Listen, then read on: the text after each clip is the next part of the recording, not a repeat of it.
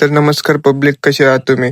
तर हा ब्लॉग शेवटपर्यंत पूर्ण बघा. आमच्या इकडेची कंडिशन कशी झाली. आज सकाळी उठलो, मित्राच्या लग्नाच्या फंक्शनला गेलेलो होतो.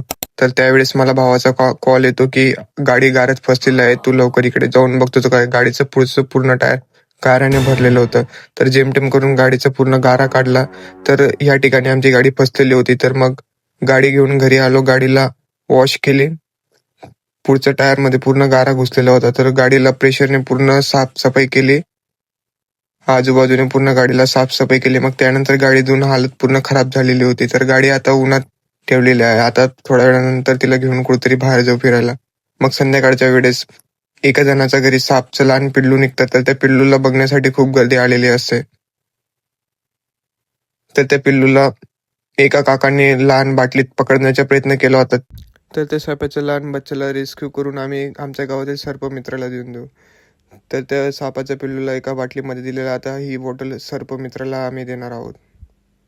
साप तर पकडून झाला, पण आता या कुत्र्यांना पण लाड करावा लागेल. यांना लाड नाही केला तर यांना राग येईल. तर ही आमची गाय. तर चॅनलला सबस्क्राईब करायला विसरू नका पुढील नवीन ब्लॉगसाठी. धन्यवाद.